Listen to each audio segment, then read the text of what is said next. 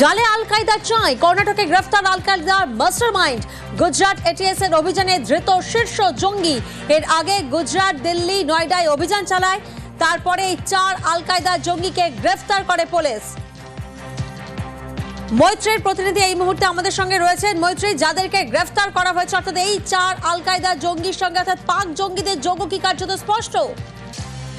আসলে দেখো, কর্ণাটক থেকে গুজরাট এটিএস এর তরফ থেকে যে আল কায়দা জঙ্গিকে গ্রেপ্তার করা হয়েছে তার বয়স 30 এবং তার নাম এখনো পর্যন্ত পুলিশ সূত্রে যেটা জানা যাচ্ছে সামা পারভিন। এই 30 বছরের মহিলাই আল কায়দা ইন্ডিয়ান সাবকন্টিনেন্ট অর্থাৎ AQIS যাকে বলা হয় তার একটি টেরার আউটফিটকে রান করতো এবং সেই মেন হ্যান্ডলার ছিল এবং তাকে কর্ণাটক থেকে গুজরাট এটিএস গ্রেপ্তার করেছে বলে এখনো পর্যন্ত আমরা জানতে পারছি। এর আগে গুজরাট এটিএস এর তরফ থেকে দিল্লি এবং নয়ডা থেকে 4 জন এই আল কায়দা ইন্ডিয়ান সাবকন্টিনেন্টের জঙ্গিকে গ্রেপ্তার করেছিল এবং এবার তাদের হ্যান্ডলার 30 বছরের এই যুবতী তাকে গ্রেপ্তার করেছে যে কিনা মেন সমস্ত যে অপারেশনের যে মূল ছিল বলে এখনো পর্যন্ত জানা যাচ্ছে। ফলে এই গুজরাট এটিএস এর তরফ থেকে এটা বড় সড় সাফল্য বলে দাবি করা হচ্ছে।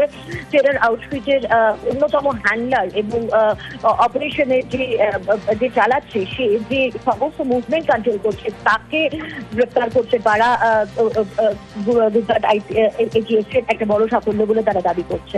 একেবারে মৈত্রী, তুমি আমাদের সঙ্গে থাকো।